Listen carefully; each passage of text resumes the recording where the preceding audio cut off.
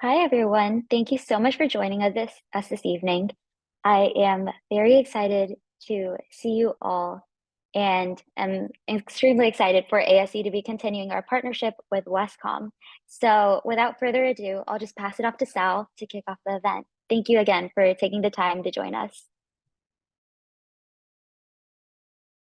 All right, thank you so much. Good evening, everyone. My name is Sal Murguia, Relationship Manager with Wescom Credit Union. We're proud to be here once again to give a financial literacy presentation to the Alumni Scholars Club at UCLA.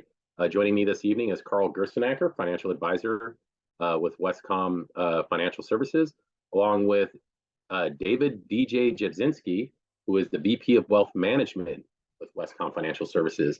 So before I pass it along to DJ and Carl to get going on the main topic and presentation, I want to spotlight Wescom for a second here, so all of you have some context and understanding as to why Wescom and UCLA are partnering with each other and are part of the presenting sponsors for this evening. So allow me to share my screen, and let me just do that just so we can have some context and background here. And I'm going to start the slideshow from the beginning. So, Wescom Credit Union, better banking for Bruins. Wescom was established in 1934. We're one of the largest credit unions in Southern California. And like other credit unions in Southern California, Wescom offers similar products and services that you would find at a bank. So Wescom is a non-for-profit cooperative, which means if you do business with Wescom, like comparing apples to apples with a bank, you'll probably save money in the long run because Wescom offers lower fees and lower rates on your banking services. And we have 24 Southern California branches, and we also have a branch located on the UCLA campus. So about almost 6 years ago, Wescom and UCLA joined in partnership to become where Wescom became the official banking partner of UCLA Athletics, Campus Life and Recreation, the Alumni Association, ASUCLA, and the DASH U Center for International Students. And our goal in our partnership with UCLA is to build better lives for Bruins. And we want to be a resource for the entire Bruin community, including students, alumni, and faculty and staff. We're here to help you, the Bruin community, create financial healthy habits and make banking easy. So if you're wondering if you're out at the Rose Bowl and you see a Wescom tent or a Wescom sign, or if you're at Poly Pavilion and you see a Wescom team there or Wescom signage there, or if you came in during move-in fair or throughout the year, you'll see Wescom tents and tables out and about on the UCLA campus. It's because of this partnership, and it's for us to spread the word of the credit union industry and Wescom's products and services to you. So that's the reason why you see Wescom often on the UCLA campus or in UCLA associated presentations such as this. As I mentioned, we have our Wescom UCLA campus branch. It's located on the first floor of Ackerman Student Union. We're open Monday from 9 a.m. to 5 p.m. Sure. And from Saturday, 10 a.m. to 4 p.m.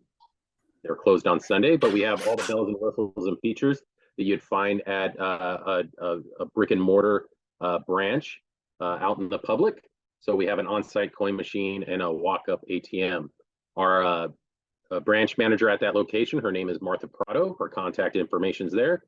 If you find yourself on campus and you're an Ackerman Student Union and you have some financial questions, or if you want to learn a little bit more about your financial standing, whether it's in regards to a loan or your credit or something to that nature, please stop by and see Martha and her team at the branch there on Ackerman Student Union. They'll be happy to help you out. We don't just serve our members; we serve those who have just general questions about the financial industry, financial literacy, things of that nature. Ready warm and welcoming to the end for those who are within the community. So we're really community-based, school-based, and we just want to make sure that everyone feels welcome when they walk through the doors of Wescom. If you happen to be listening or tuning into this presentation after tonight, or if you're not located at UCLA, or if you find yourself somewhere else, being associated with alumni, maybe somewhere across the country or across the globe, you can always find us in our 24 other Southern California locations, operating Monday through Friday, 9 a.m. to 6 p.m., Saturday, 10 a.m. to 5 p.m., and Sunday closed. Those are our normal business hours. We have some products and services that are geared specifically and tailored towards the UCLA community. We have our Bruin Edge and Bruin Choice Affinity cards. So show off your Bruin pride with a Visa card that's has the UCLA affinity there. We also have a 0% interest loan, 0% tech loan that you can get to upgrade all of your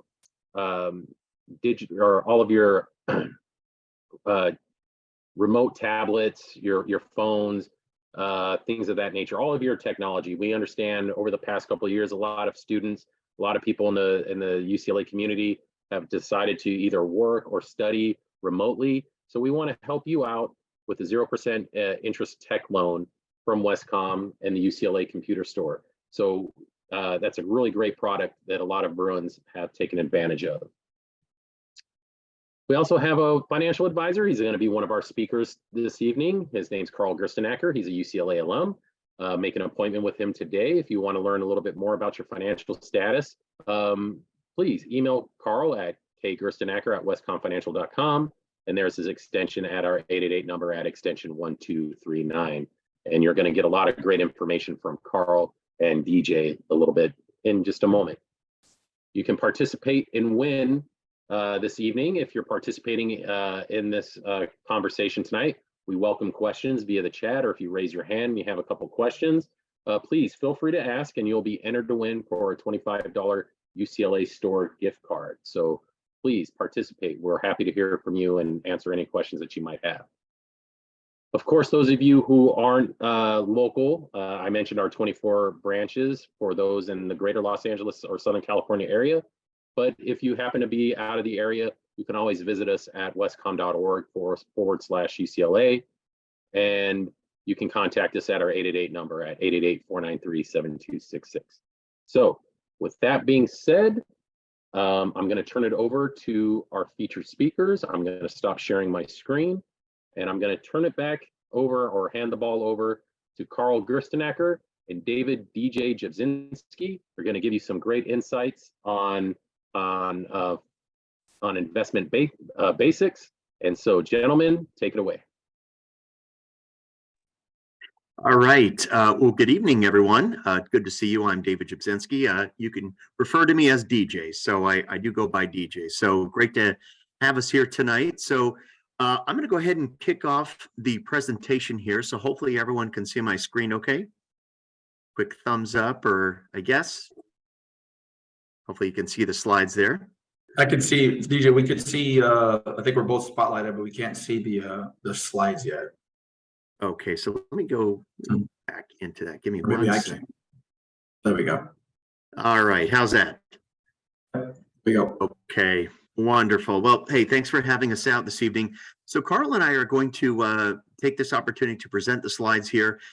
And again, as we go through this, the best part of this is making it interactive. I know sometimes, especially in the Zoom environment, it can be kind of one-sided, but we're here to provide guidance, insight, education, and again, answer questions. So there is about 48 slides, but you know, as Carl and I do this, we typically will go back and forth. I'll cover some slides, Carl will. So, and as we go through this, Sal will also take a couple of opportunities to, stop and just address the questions, and then we'll answer those. So again, this time is for all of you. We're excited to be here.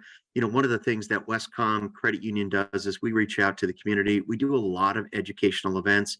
We just hosted one last night for our membership on retirement income. And we're here today to talk about Investing 101. And so let's get started with the slides. I know Carl's got a little bit of a scratchy throat, so if I need to take over some of his slides, I'll absolutely do that. Real quickly, again, I'm David Jabzinski. I'm the Vice President of Wealth Management here for Wescom Credit Union.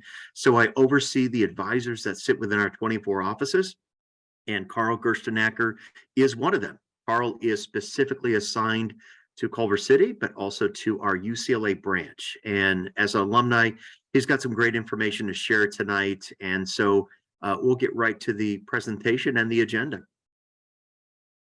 So here's what we want to cover. Again, this is what we've set out to accomplish over the next 45 minutes to an hour, but this is your event. So ask questions or maybe something that's relevant right now, because we are absolutely living through history, right? I mean, there's a lot going on with interest rates, and of course, this debt ceiling conversation that is getting very, very close to the June 1st deadline. So we are absolutely living through history, and let's talk a little bit about it this evening.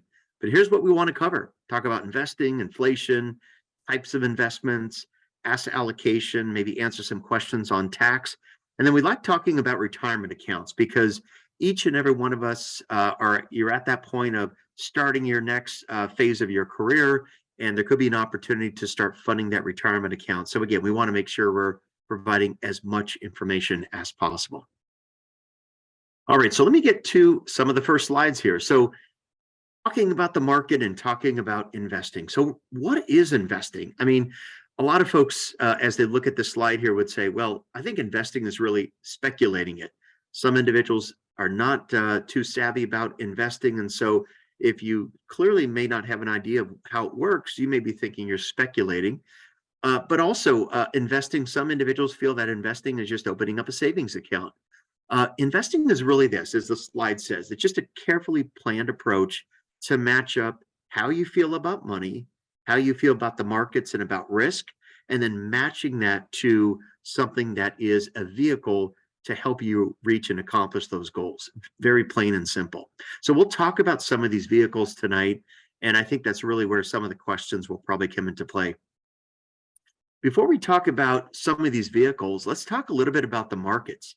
Hopefully everyone watches the markets or have one of the financial apps on your phone, and you're constantly checking what's going on in the market, what's going on with different companies and the economy right now. This is an interesting slide, and I just want to put this up because I think we're all feeling the effects of inflation. Now you may be asking, okay, DJ, so tell me what it is you're talking about. I see this chart, I see these numbers. Well, really what we're explaining here is the cost of living, going out to the store, buying eggs, milk, groceries, putting gas in your vehicle or charging your car, all these different, venues, it's definitely more expensive now than it historically has been. So just take a look at this graph. A couple things I just want you to focus on. Focus on that dotted line that goes straight across the center of the page. Now, when you look at that, that's historically what inflation has been if we go back, call it 50 years, right? But then you look at the last couple of years on the far right.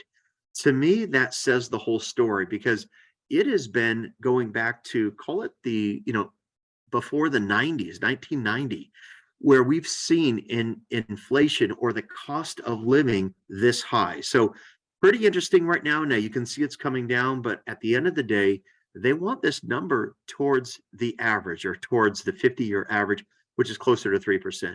We're still at 5%. That means prices are high, and we're feeling it in all the things that we do. Let me throw this chart up, and this is kind of another example of just the cost of living. So a quick example here. So let's say we opened an account today and we said, okay, we're going to open that account with $200,000. We're going to put it into a credit union or a bank. Now, what this shows, it just shows over time, assuming 3%, let's say, is that average annual inflation over time.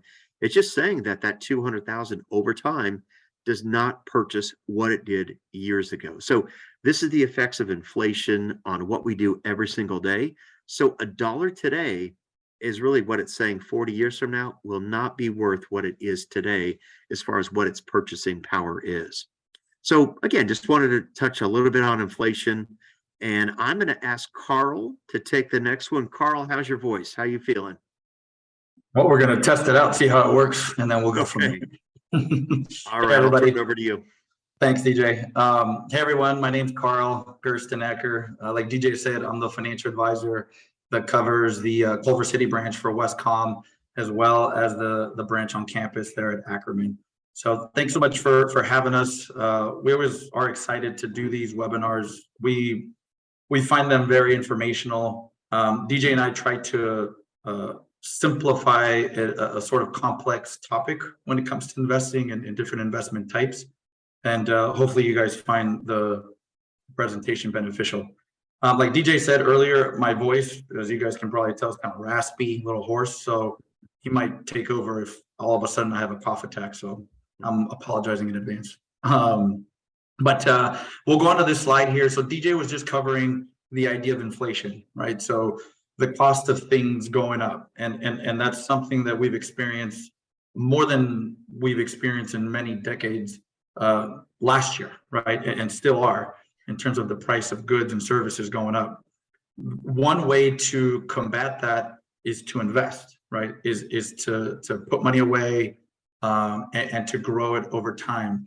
And so an effective way of doing so is gradually, right? Little by little. And this chart shows what something like that could do, right? So it's showing what investing $5,000 per year with an annual rate of return of 6% over a 30-year period, what that does over time. And so it's often a common theme that I share with my clients. I tell them, hey, you know, investing like this might not be the most fun, the most, you know, the what stands out to a lot of folks, but it is very effective. Gradually putting money away and putting it to work in investments that can provide interest and compound interest is a very effective way of growing your net worth. So we'll go to that next slide, DJ. I see a hand up. Question. Oh, go ahead, Hannah. Yep. So my question is, when it comes to compounding, I thought the minimum amount you could start compounding your money is if you had 100,000, and that's when you could start compounding your money. I didn't realize you could go lower than 100. Sure. Yeah. Compound interest is the idea that any amount of money that you're allocating to any investment over time is earning interest on top of interest on top of interest over time, right? So, you know, one way to think about it is if you put $100 into some investment that makes 6%, by the end of the year, you're at 106, right? That following year, compound interest in terms of gains, that 6%, you're going to be gaining on top of the 106, not on top of that initial 100, the $100 that you invested. So yeah, compound interest can take effect at any dollar amount that you invest. So is this only through Wescom growing 6% annually, or? I wouldn't know. It's just a general concept in terms of compound interest. So this is just an example that we're using. 6% is just an example of a rate of return that we're kind of giving in this example. Hopefully that answers your question, Hannah. Yeah, I'm just wondering where to get started. If I had money of my own and I wanted to try to compound or find the effects of compounding, I don't know where to start. Yeah. If you like, once you know, after the webinar, we could kind of circle back and touch base and maybe talk offline, if that's okay. That would be great. Yeah, perfect. Thank you. You got it. So we'll go on to this next slide. In terms of investing, I'm a fan of the sooner that you start, the better, right? The idea of putting off investing for many, many years often is not, it's not the most beneficial thing to do, right? And this chart kind of gives you that portrayal, right? So if, in this example, you'll see that blue line is somebody who's 20 years old and decides to add $3,000 to an investment that grows at 6% per year. You know, down the road when they're 65 years old, just doing that over time, $3,000 a year turns into almost $700,000. Whereas someone that starts maybe 25 years later at 45 years old doing the exact same thing, same rate of return at 65, their nest egg or their account value in this example is much less. Right. And so time in the market or in investments, different investments, is a much more effective way of growing your money than trying to time the market. You'll hear a lot of stuff on financial news or you know, online, folks trying to purchase stocks or purchase certain investments at particular times when they're down or they're up, or timing a certain investment is a very it's closer to gambling than it is to actually effectively investing, right? So spending time in the market, spending time in investing, you know, over a long period of time is an effective way of growing your nest egg. I'll spend a little bit of time on this slide, not too much, but when we're investing, typically we're looking at goals, right? We normally invest with an objective in mind, whether it's, in our case, retirement, if that is way down the road, right? Many decades down the road, that approach in terms of how you invest will look completely different than if you want to put some money away to purchase your first home for a down payment in the next 5 years, right? So one route might make your investing more aggressive than the other. So putting money away for a certain objective is something to keep in mind in terms of how you would invest. And that kind of ties back into your risk tolerance, right? How much risk are we willing to take on a certain investment in exchange for a certain rate of return or potential rate of return, right? And oftentimes when your goal, when you might need this lump sum of money, if it's way down the road in a couple of decades, you're okay with taking a higher level of risk simply because you understand that although there might be some short-term volatility in the stock market, for example, if you don't need that money for a long period of time, then you're okay with kind of weathering the storm, getting through it, and allowing the account to keep growing. But that might look different if you anticipate needing a certain lump sum of money in the shorter term. Your risk tolerance might be lower and more conservative in a situation like that. So again, that plays into how we invest.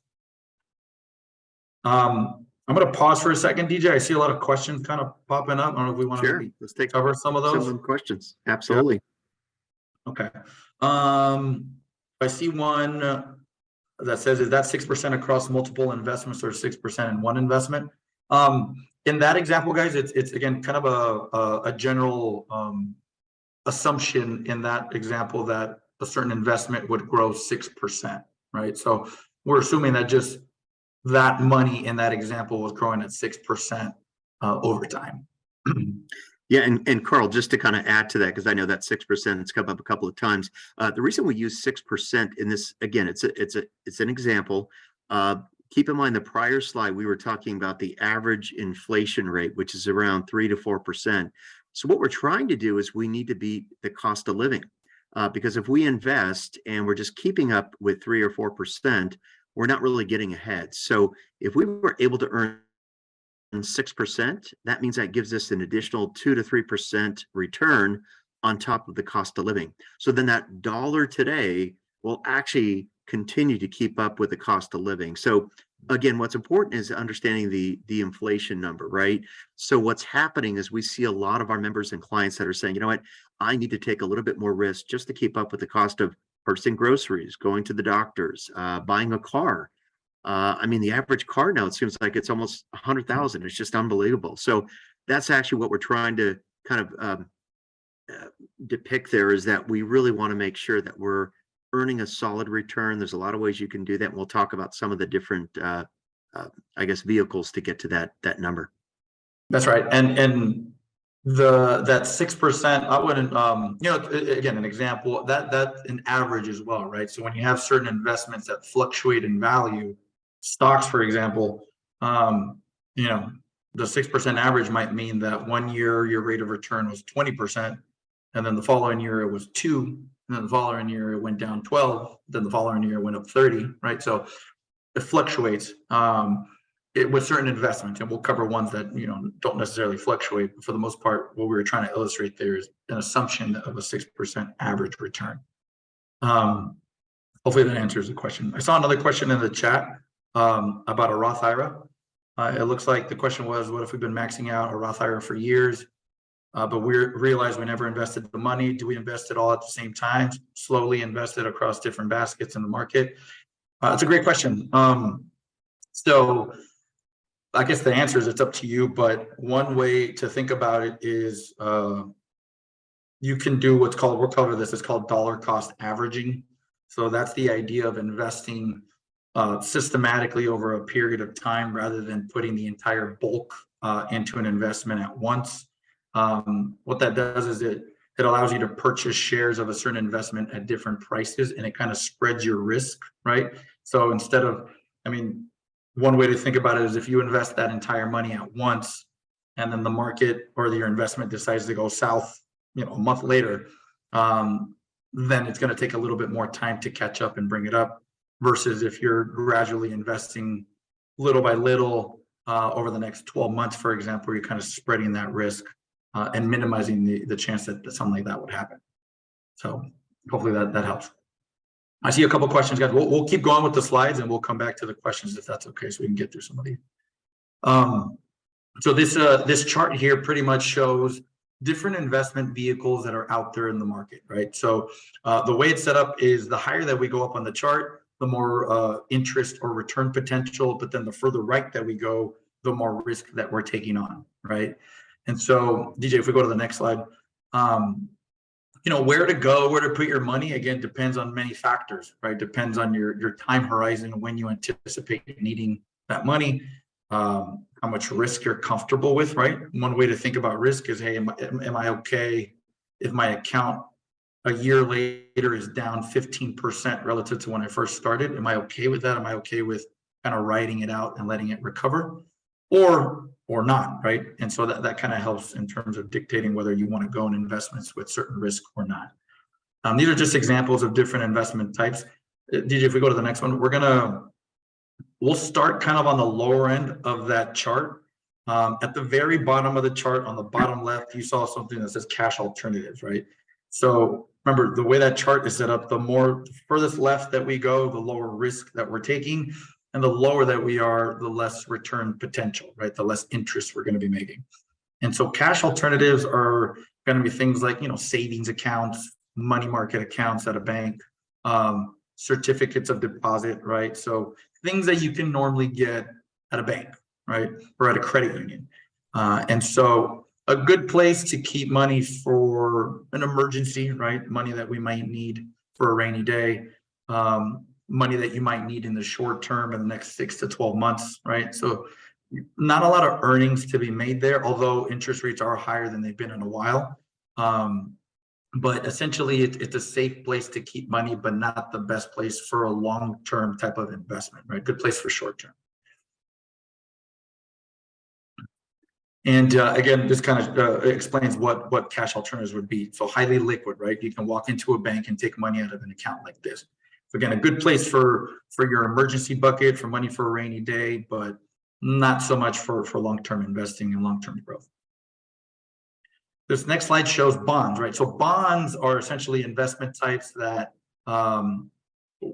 you essentially are loaning money to a particular entity, right? Whether it's a government or a corporation, and in exchange for you lending money to them, they're going to say, hey, we're going to promise to pay you back your principal in 3 years, for example, and every year we're going to pay you a certain interest rate or a certain coupon, they call it. So these are generally known as relatively conservative investments. They become very, I guess, popular, for lack of a better word, the last like year-ish, simply because interest rates are high relative to where they've been the last 10 years. And so they're yielding, or they're providing an interest rate that's relatively high compared to what they were doing these last 10 years. And so something to consider, right? An investment type to consider if you're kind of looking to invest in a conservative, kind of lower risk manner. Bonds can be issued, like I mentioned, by government agencies, by corporations, right? Municipalities, states, local cities, governments. It's essentially a way for these folks to raise money by providing the opportunity to purchase bonds and then promise to pay you back a certain interest.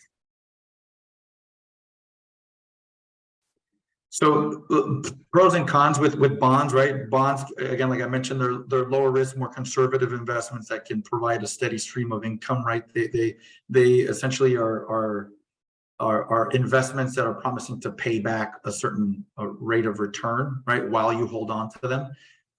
But they still, while you own a bond, they can still fluctuate, right? You can still see them move up and down in terms of their value, but on the lower risk end compared to stocks, which we'll cover here next. This just shows a quick chart of performance. We can skip this, DJ, if that's okay. So stocks, which I'm sure most of you have heard of, when you own stocks, you essentially own part of a company, right? You're part owner of a publicly traded company. And so stocks have a lot of growth potential, depending on the stocks, right? But we're also moving up the risk ladder, right? Well, there's also more inherent risk when you own stocks in terms of their potential fluctuation, right? You can earn, there's two ways that you can make money with stocks, right? They're dividends, right? So if you own stock from a company, for example, like a Verizon, where they pay a pretty consistent dividend, and a dividend is just kind of a fancy way of saying they cut you a check, the company cuts you a check and says, thank you for investing in Verizon, right? That's a consistent kind of payment that you receive. That's one way that you can earn with a stock. And the other way is the actual appreciation of the price, right? So the actual price of the stock going up over time, and then you at some point selling it to make your profit, right? We'll go into this next slide here, DJ. That's okay. This is a general kind of chart that shows the main indices that are used to kind of give us a good idea of how the stock market is doing. The Dow Jones, everybody's pretty much heard of that. The S&P 500 represents the top 500 publicly traded companies in the US. That's really gives you a good sense of how the stock market overall is doing. You can kind of see here year to date. This is as of May 22nd, but so far this year, stock market has had kind of a rebound year. It's up about a little under 10%. Last year, if you guys were taking a look at it, the stock market did very poorly. It was down about 20%. So kind of hopefully a more of a rebound year, but we're still seeing some volatility in the stock market. But essentially, these are the indices that when you turn the news on, that's what you see. Right? Again, won't spend too much time here, but there are many different types of stocks. Right? There are stocks that are on the large mega cap category, like your Apples, your Microsofts, right? Your Amazons, and then there's obviously smaller companies that are also publicly traded. DJ put it as an example here, Red Robin, right? So a smaller company in terms of their size. And then there's all kinds of companies kind of in between, right? And different categories as well, right? There's growth stocks, which tend to be more tech focused, income paying stocks. So like I mentioned, dividend paying stocks like Verizon and AT&T, good examples of consistent dividend paying stocks. And I think, is that my last one there, DJ? Well, this is the last slide here. Real quick, advantages of stocks. I mean, with stocks, you could do very well, right? When you invest in certain individual stocks that grow over time, right? Somebody who invested in Tesla in 2018 probably was looking real nice up until like 2022, where it took a huge dive, right? So it's a lot of growth potential when you invest in individual stocks, but also on in that same conversation, there's also more risk, right?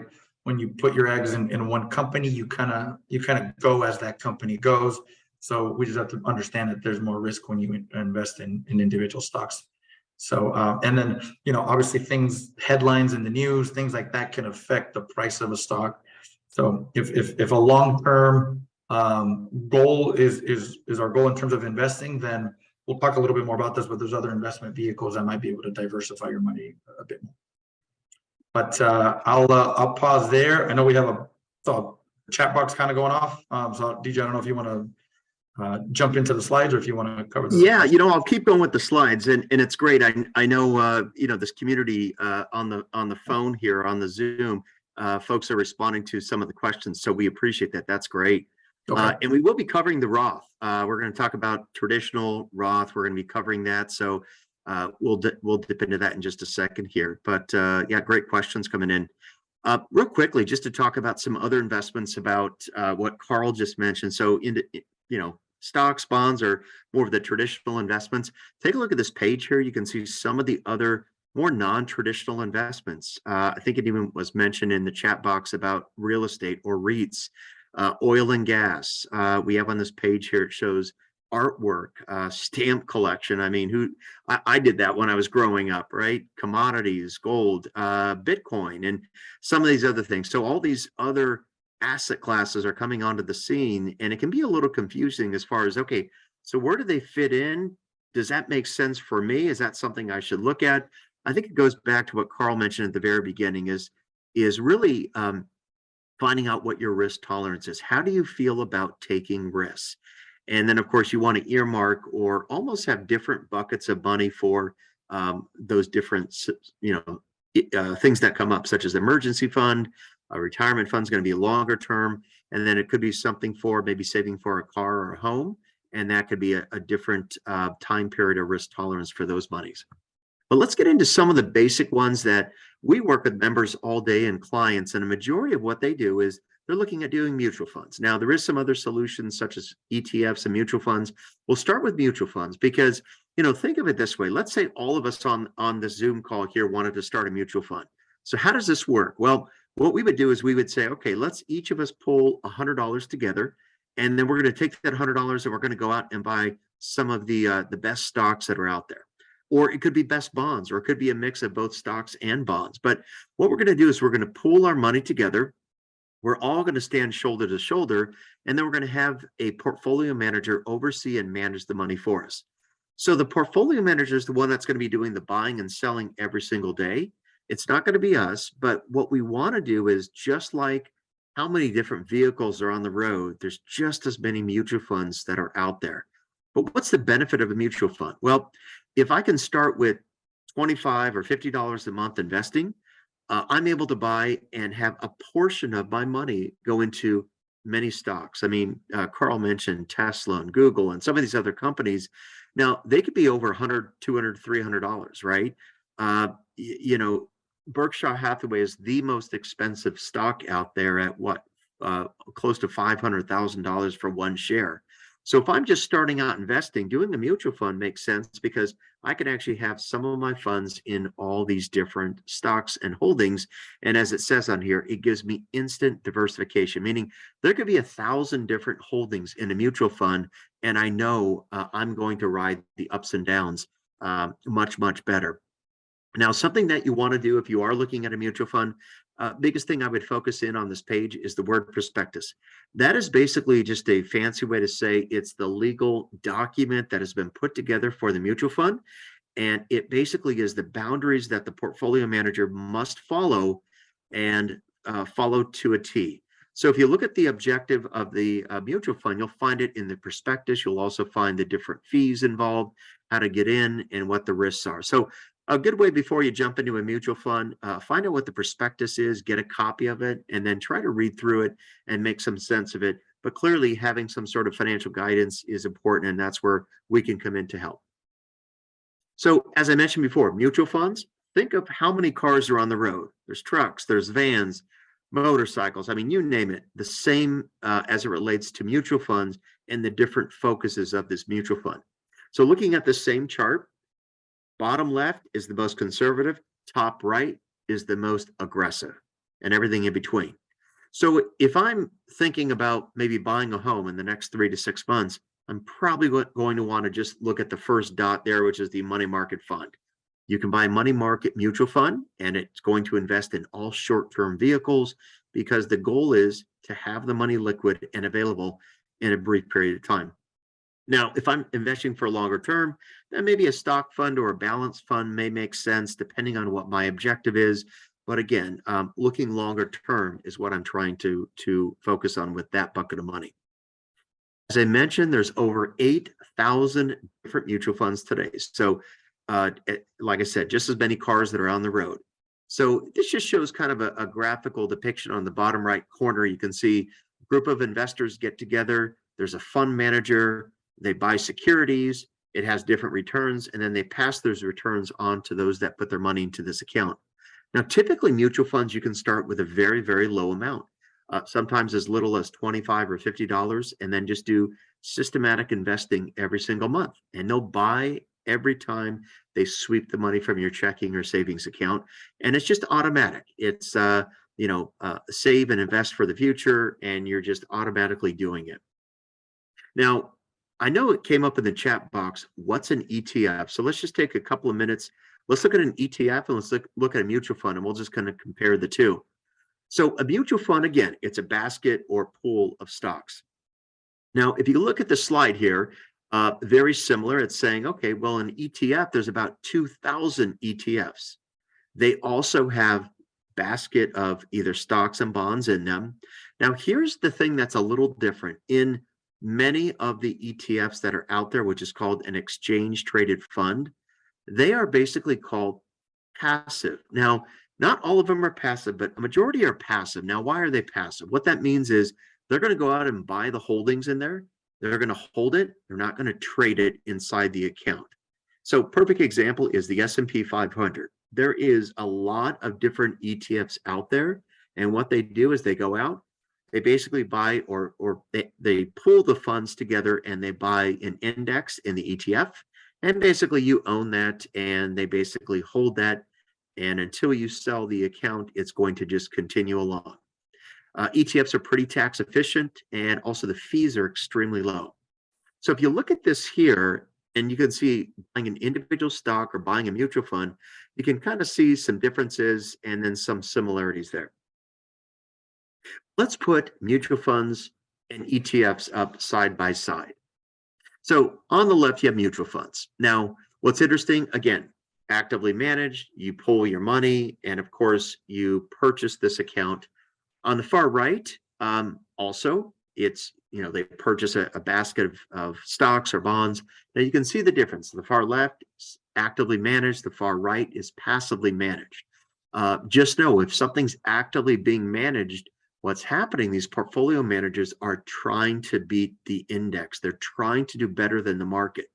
And sometimes what happens is that emotions play a part. And sometimes these managers don't beat the index. And sometimes it's better to just buy and hold and not do that. Now, if you look in the middle, you can see where the similarities are. They're pulling money, it diversifies it, and there's a wide variety of investments. So what's better, mutual funds or ETFs? It all depends. But again, these are two great vehicles to save for your future, to invest for your future, and do it in a way where you're not buying and selling and trading stocks, but you're allowing a professional to build it for you, and you're going to be adding on a monthly basis. So, Carl, I'm going to turn it back to you.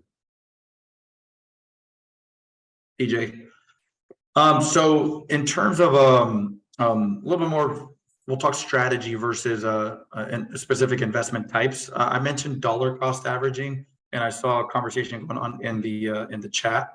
And dollar cost averaging tends to be a very common way that most of us are going to invest, simply because that's how we do it in a 401k, or if you have a 403b, if you work for the public sector, like a school or education, any sort of retirement account that you have through a job. Likely the way that you're utilizing that retirement account is you're investing. First off, you're likely investing in mutual funds, and likely every 2 weeks or every week, every so often when you get paid, money's going into this retirement account and purchasing shares at different prices. And so the idea of dollar cost averaging is that we're buying shares of an investment at different prices, right? So we're kind of averaging the price that we're purchasing these shares at. And then also, like I mentioned earlier, we're spreading risk, right? So instead of investing a lump sum at once, running kind of the risk of the investment declining right after you purchase it. What's going on when you dollar cost average is you're slowly over time investing, and a very effective way of growing your money over time. Go next slide, DJ. Asset allocation, you can go to the next page, DJ. Asset allocation is just the idea of investing in different type of assets, right? Different investment types. Really, asset allocation and the idea of diversification kind of go hand in hand, right? The idea is that we're not putting all of our eggs in one basket. And so diversification typically can come in different ways, right? We can invest in mutual funds or ETFs that don't hold, one or two stocks, but they hold hundreds of them, right? And so instead of investing in an individual stock, kind of running the risk that that company might go south, by investing in ETFs or mutual funds, we're investing in this basket that holds, like I mentioned, hundreds of stocks, right? So if Apple's having a bad day, maybe, Lowe's is having a good day, right? And so that kind of spreads your risk. Time frames is obviously going to be very important. Like I mentioned earlier, if somebody's 20 years old and investing for retirement, that approach is going to look completely different than if you're 60 years old, going to retire in 5 years, right? Investment approaches with time frames is going to be different for everybody. So we'll go to this next page. Asset allocation, a conservative kind of portfolio, let's call it, or a conservative account would kind of look like this, right? Where there's more of a focus on bonds and cash, right? Not a huge focus on stocks. Again, stocks are more volatile than bonds. And so this would be considered something conservative that may not have as much growth potential as something more aggressive, but at the same time, it doesn't have as much downside loss potential either, right? Just from a historical standpoint. A more moderate approach would be something like this, where maybe an account or a portfolio looks like about 50 to 60% of your money might be invested in some sort of vehicle that has exposure to the stock market, and the remaining amount, let's say 40 to 50% of the rest would be exposed to bonds or to cash, right? This approach is more moderate in risk, right? And really the way to think about what that means is, if the stock market has a great year and it goes up 20%, if you have an investment portfolio like this, we likely won't be going up 20% simply because we have less exposure to the stock market. But then vice versa as well, right? If the stock market has a bad year and it declines 20%, we're likely not going to be down 20%. We might be down 10 to 12, for example, right? So still exposure to the market, but less risk. And then obviously an aggressive route would be one where we have a much higher focus on the stock market, right? And so 75% is shown here, but aggressive would be anywhere from that to 100% of your money exposed to stocks. Higher risk, higher volatility, more fluctuations, right? More of a roller coaster from time to time, but over a long period of time, right? Multiple years, decades, more growth potential for your account. And so this is a good chart that we use to just kind of demonstrate that, any given year, different type of asset classes, different type of investments might do better than others, right? You can kind of see here, there's no real one investment that every year is going to outperform everything else, right? You kind of see a bunch of different colors on here. What that black line shows is just what a portfolio that is considered kind of, let's call it moderate, right? In terms of exposure to stocks and bonds. It's kind of what it does. It kind of hovers in the middle, but this kind of demonstrates that, hey, some years, large cap companies, right? Your Apples, your Microsofts, your Amazons, those will outperform other investment types, but then there's going to be years, right? You can kind of see in the early aughts, right? 2010, 11, 12, REITs were doing very well, right? So again, kind of the effect of asset allocation, or the positive of it in diversifying your money is helpful, because we don't know from year to year which investment type might be too better than others. So DJ, I'll turn it back to you. All right. Okay, so we are in the home stretch here, just about 9 slides left. So let's get right to them. Now, we're not tax consultants, but we do want to talk a little bit about this because, again, definitely in the world we're in today, taxes play a big part in everything we do. If you are having success in the market with investing and, of course, making a profit, there is taxes that are going to be owed on your returns. And so it's important to understand this when investing. And a question came in on the chat box about the implications for U.S. defaulting. As I mentioned, we are living through history right now. And of course, I think everyone knows that the Treasury, of course, on a daily basis has a amount of money that they can actually spend, and that is the budget.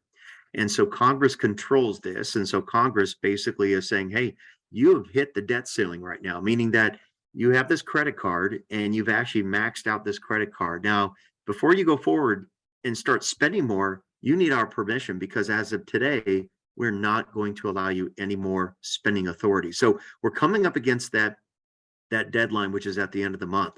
Now, we don't know what's going to happen, right? There's questions that have come in to Janet Yellen, and she basically has said, you know what, I don't want to talk about what's going to happen. Let's get to finding a resolution. But, there is kind of a sequence of things that need to happen. Now, one, of course, is the debts need to be paid first, right? And then, of course, secondly would be Medicare and Social Security.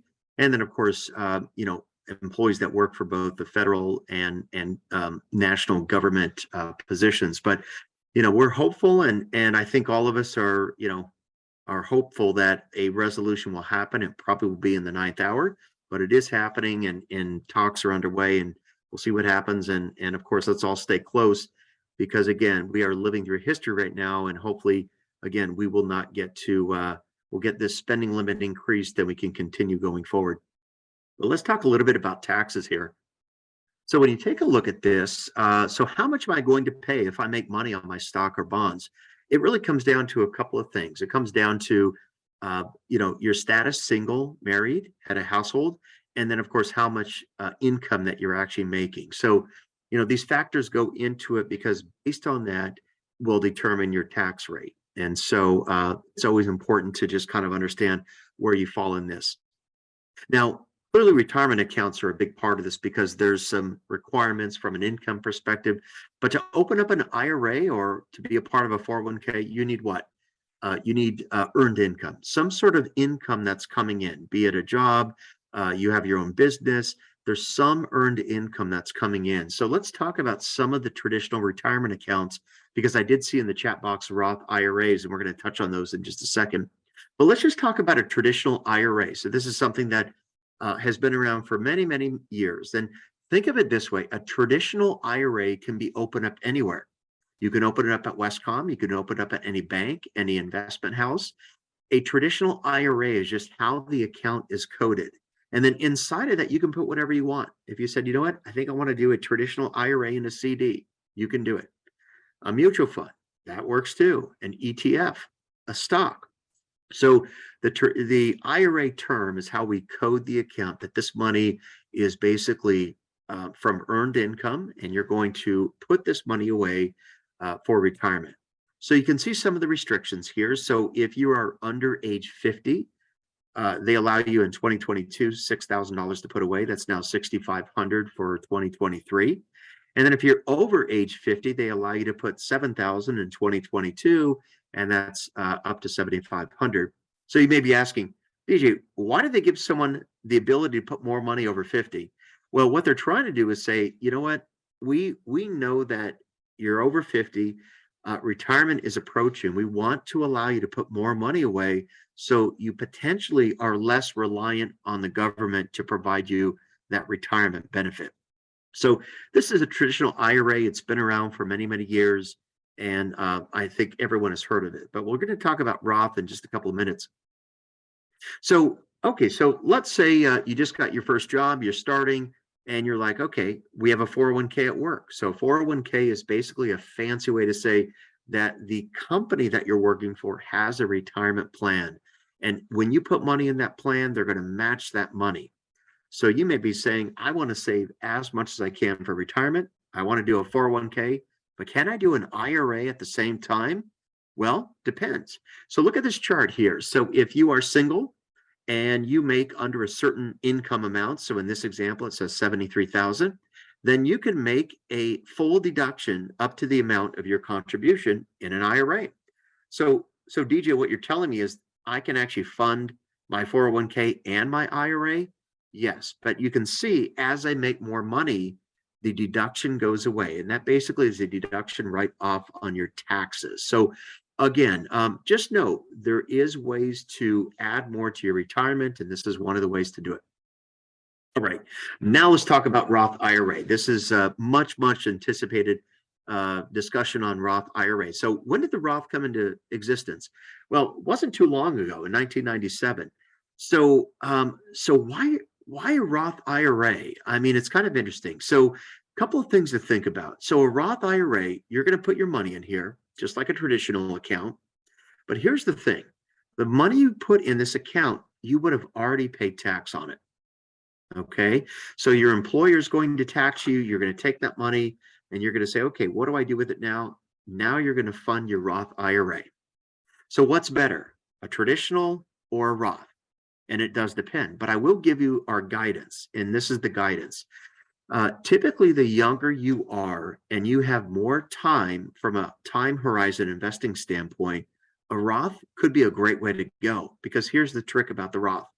When the money comes out and you meet all these requirements, at age 59 and a half, you absolutely will pay no tax on your earnings on this account. So that is truly, truly powerful for the Roth IRA. Now, you don't get the upfront deduction. So if you make a high amount of money and you're like, wow, I'm making a few $100,000 a year, then first of all, there's some exclusions for it. But secondly, this may not be the right vehicle because you want more deductions. But if you are at that point where you're like, you know what, I need to start an account, I've already paid tax on this, a Roth is a great way to go. So when you think about a Roth, think about this. Can I open a Roth? Well, here's how it works. So if your earned income is below these amounts, then you absolutely can open up this account. But you can see here, someone that makes more money, if someone is making over 228,000, the government's saying, hey, we're not going to allow you to invest in something that's going to grow tax-free, and then you're going to pull it out and pay no taxes. We don't want to give you this opportunity to invest in that. But if you make under a certain amount, a Roth could be a great way to go. All right, so let's just touch just for a second on 401k. So whether it's a 401k, 403b, 457, you can see these are just fancy tax codes for saying it's a qualified retirement plan that your employee offers. Typically, schools, public education, nonprofits can do 403bs. And of course, some government and non-governmental employees can also participate in 457. Just know if you're at a company and you just started, first question you want to ask the employer or HR is, do we have a 401k? The second thing is, are you matching money in that 401k? And that basically means whatever you put in, they're going to add to it also. Real quickly, just talking about the 401k, there is some limitations and some requirements. Typically, they have some eligibility requirements, and these vary based on the plan and the company. But on average, there's a certain age requirement. Sometimes there's a full amount of hours that you have to work. There's a vesting period. That means that if you leave the organization, you can't take all the money that they added, but you always get to keep your money. So again, contributions are always 100% yours, but the purpose of the 401k is for your employer to match what you're adding to it. All right, so we are in the final slide here. And what I wanted to close on is this. This is a lot of information. Now, what this shows on the far left side is all the different types of retirement plans that exist. Some of these are from companies. Some of these are for individuals. Some of these are for self-employed individuals, and these are the limits. At the end of the day, what this is basically saying is the government is trying to set up programs that allow individuals to start funding their retirement, which will require them to not have to rely on just Social Security. And you can see the far right column, they do adjust these for inflation. Inflation continues to go up, so they adjust these dollar amounts for inflation.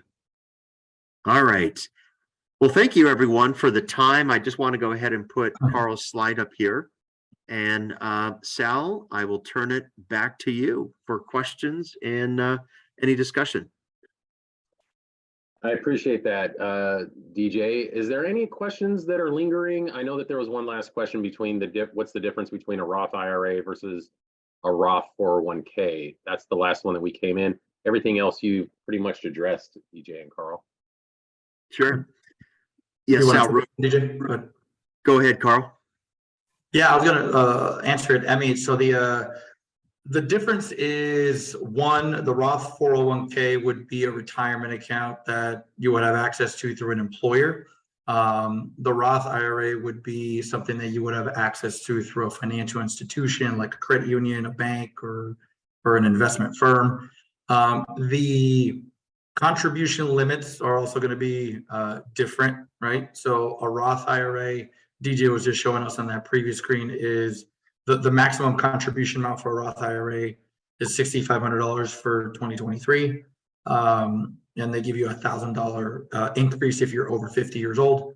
And then for a Roth 401k, the max contribution amount is that 22,500 you see there. So I mean, primarily the amounts you can put into them, but also the place where you can get it, right? One, the 401k being through an employer, and the IRA, the Roth IRA, being at a financial institution.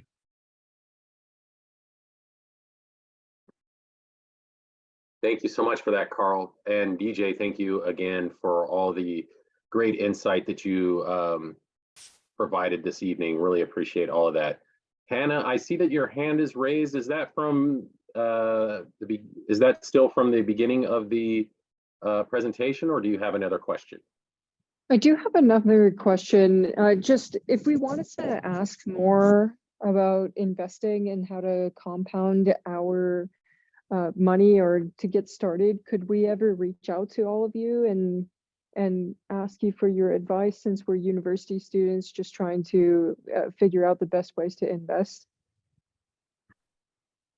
Yeah, Hannah, hey, I'll take this one, Sal. So yeah, Hannah, you could definitely reach out to me. I would be the individual you'd speak with. I think I don't know if we can send out maybe my information, Al or DJ, but we can provide you guys with my email address and my phone number, and we can connect that way, and we can set some time aside to hop on a call if you'd like. Thank you so much for your time. Yeah, let me share my screen again, and just so everyone can see Carl's contact information. Do that. Can everyone see this screen? Yes, we can. Okay, great. So everyone just take a second just to see Carl's contact information there, kgerstenacker@wescomfinancial.com. And he's also available at our 888 number, 888-879-0558, extension 1239. Sal, sorry, Sal, real quick. There was another question in the chat box. Is it okay if I answer it real quick? Fantastic, go for it. Yep. Michelle asked, do mutual funds require a high deposit to invest with? No, they don't, Michelle. I mean, it's different. Mutual funds might work a little bit different, but for the most part, a lot of mutual fund companies, their minimums sometimes could be, $500. Sometimes some of them have $100. And oftentimes it's a good question to ask, but oftentimes it's one thing to kind of plan in terms of like how much you could contribute to an account to grow it more over time. So, I know that sounds kind of weird, but the minimums obviously are important to know. But usually when I speak with folks, we do kind of a little bit more planning when it comes to how much you should be contributing to a mutual fund. Well, thank you so much for answering that question. I do believe that's all the questions that have been asked for this evening, and we've covered it all, I hope. But again, you can always reach out to us. There's Carl's contact information there up on the screen, along with his extension at our 888 number. I did want to acknowledge the winner of our $25 UCLA store gift card, and that person is Estrella Uoa. Hopefully I pronounced that correctly. Estrella Uoa, congratulations on winning the $25 UCLA store gift card. We do appreciate everyone's participation in this evening's event and all the great questions that came in. Really made for great conversation. And I'm speaking for both Carl and DJ. I'm sure that they enjoyed those questions and answering those for you. But with that being said, I'm going to stop sharing my screen, hopefully here. And I'm just going to turn it back over to our team at Alumni Scholars Club and thanking them for allowing us to present this evening. We really appreciate it. Thank you so much. And I hope everyone enjoys the rest of their evening and have a great holiday weekend. Really appreciate it. Thank you. Yeah, thank you, Sal. You said it all. And thank you again, Carl and DJ, for such great insights. But yeah, to all, have a wonderful rest of your evening.